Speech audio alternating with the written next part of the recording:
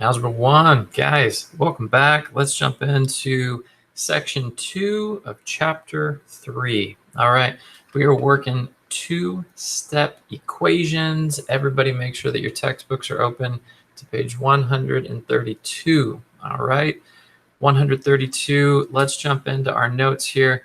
So some of the things that you're going to have to review and remember, combining like terms. All right, so I'm going to give you guys kind of a work through process here on how to solve two-step equations. I know you've done this before, so for some of you guys, you're good to go. All right, start the homework, make sure that you understand it. And if you reach a point where you don't, there's a little hiccup, come back, watch the video. But there's a lot of us that need to make sure you are watching these videos first, then do the homework. All right, so as the note says, you will be combining like terms, all right, as the first step. Then you'll be adding or subtracting to eliminate what's called the constant value.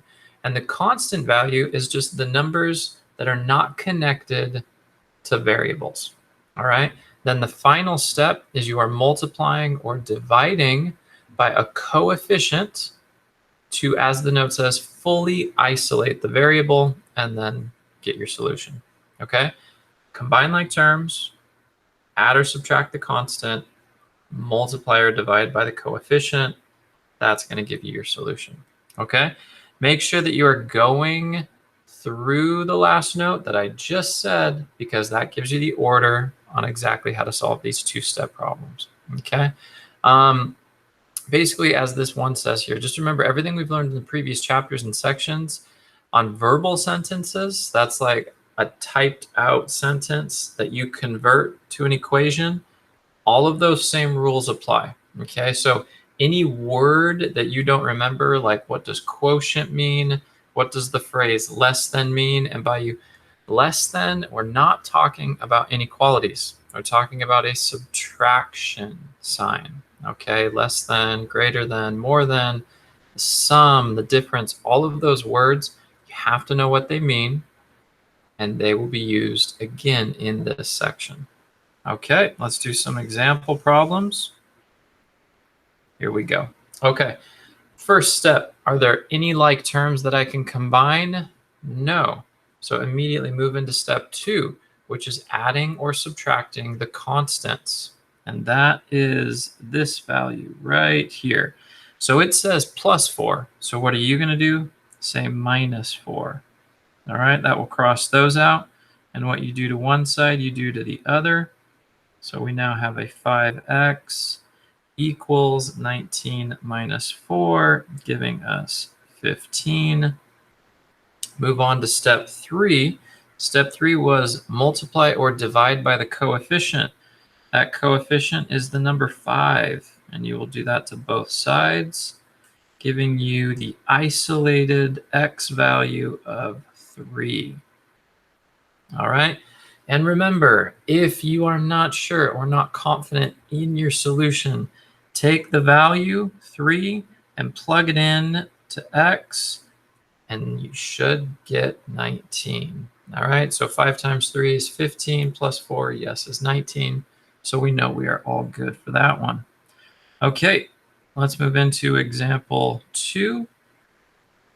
All right, step 1, are there any like terms? Not yet. We're not quite to that step yet. So then add or subtract the constant, and that would be the 13 right here. So they say plus 13, we got to do the opposite to cross that out. Same thing here, 17 minus 13, giving us 4 equals x over 5. Now, we multiply or divide, and in this case, they are showing us x over 5, which is division. So x over 5, which is division, means how do you get rid of that? You use multiplication. Multiply both sides by the number 5. That will allow these guys to cross out, isolating the x value, and then 5 times 4, giving us 20. Okay, and again, You want to check your work, plug that 20 in for x, and make sure that you would get 17 as your final answer, and you know that you'd be correct. Okay? All right, let's move into example 3. Now, combine like terms. Yes, we do have like terms. How do I know that? Because I see an x here and an x here. I don't see any exponent, so we know that these guys are like terms. So that means I have a negative 5 plus 13. So now you need to go back and review. In this case, we have a negative 5 and a positive 13. We could flip this. And if you wanted to think of this really as just 13 minus 5, that is true. That would work. Okay? And this would give you 8x. All right? So let's rewrite this. Negative 32 equals 8x. All right? I don't see any constant value here, meaning there is no add or subtract. So let's immediately now jump into step 3, which is multiply or divide by the coefficient. The coefficient is 8. So let's divide both sides by that coefficient 8. They will cross out. That isolates the x value. Negative 32 over a positive 8 makes a negative 4. Remember, opposite signs. We got a negative 32, a positive 8 will make a negative answer. So we are good there. Okay, and we are on to our very last example problem. Example problem 4. This is a verbal sentence that you have to convert into a mathematical equation and then solve it for x. Okay, so let's go through and figure out what we have here. All right, the value of y is, you see right here where it says y is, that means y equals. The word is means equals, all right? Is equals, all right. Then you have a very important phrase right here. Less than. This does not represent an inequality. All right, the section is not talking about inequalities. This represents subtraction. But if you do remember, we talked about this in a Zoom quite a while ago, as well as videos. That phrase less than means you will flip the order.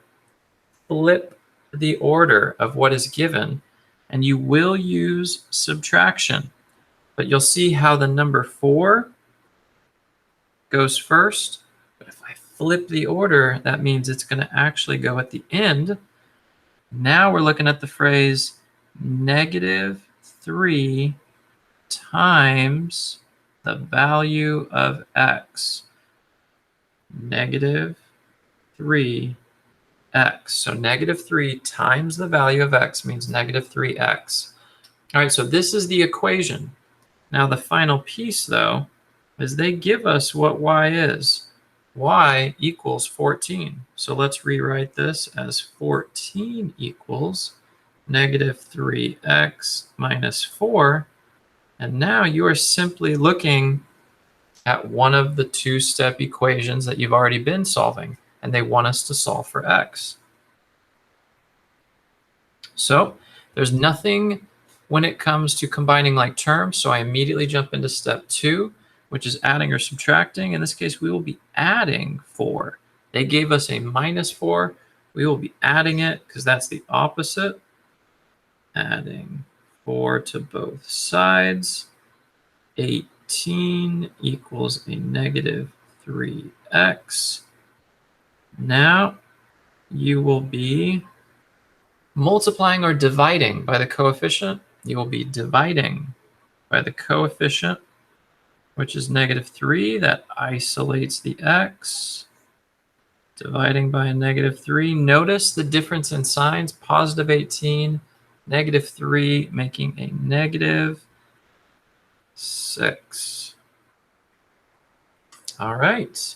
That is our last example problem. That concludes the notes for section 2. All right, guys. We will see you in the next video.